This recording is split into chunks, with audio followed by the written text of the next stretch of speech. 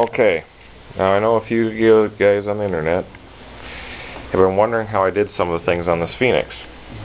This is the electric powered Phoenix 8, and you can see hinge lines on the stab are almost non-existent. Rudder is fairly conventional.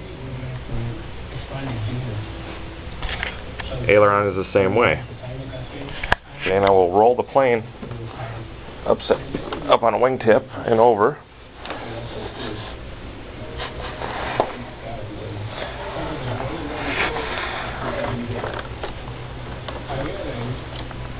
Alright, now the ailerons are hinged at the top skin,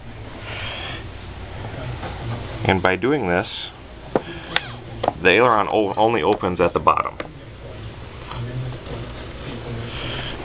And if you guys can see, there's a quick link just like back here on the stab.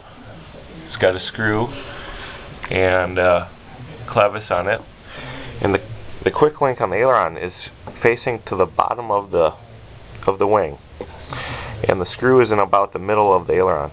So effectively there's a horn right at the bottom of the skin, which doesn't protrude through the skin of the wing. And we have a servo hatch, or servo spot right here. There's kind of a, you can see in the light just slightly where it's at, and that can be just popped out of the wing. It's just glued in with some CA, so it should pop out fairly easily if servo needs to be replaced or something of that nature. But if you notice here something about the aileron, when it actually is on the downstroke, the seam closes up on the aileron, so there's no catch.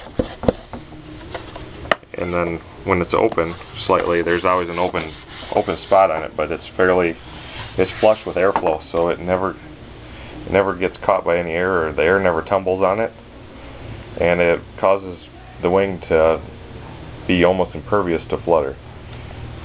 Okay. Next thing we're going to is we're going to go to the nose gear. The front nose gear is hinged with one hinge in the front, and it's tied to the strut via fire line.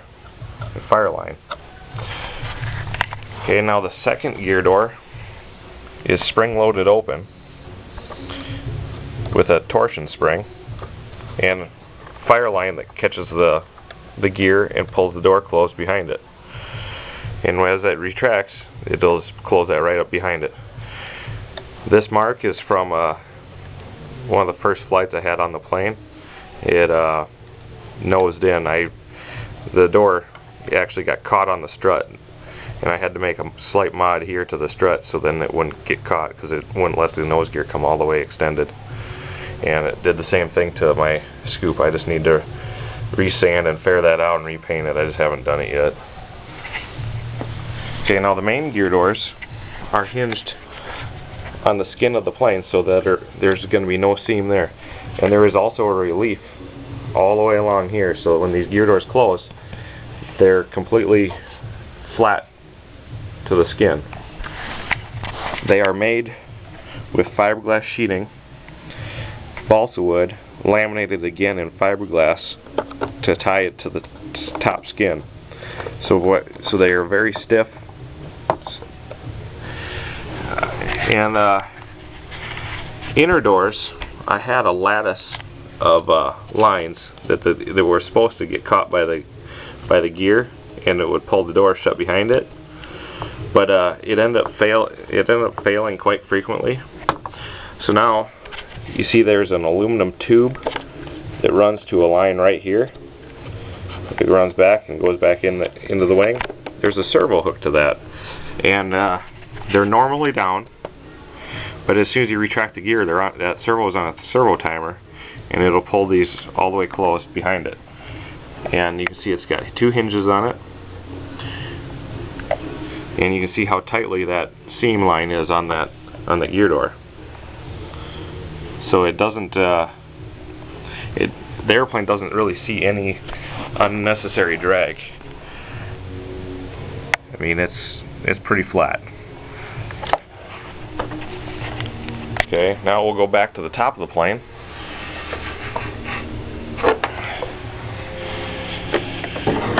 And I thought this might be a kind of an issue to keep the airplane together, but it ended up not being too big a problem, is keeping this hatch on. I was thinking it was going to be a real problem keeping this canopy hatch on. And honestly, all I did is I used hard drive magnets.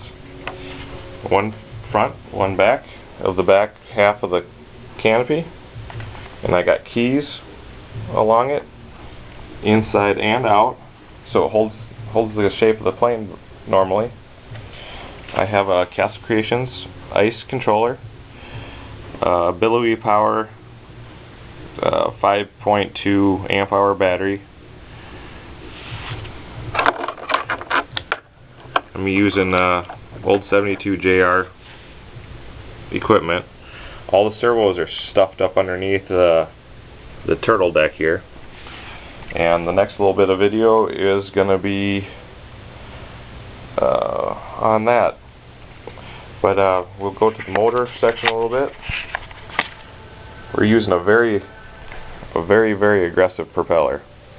This is a 1010 prop APC, and you can hear that motor's got some serious conviction to the magnets.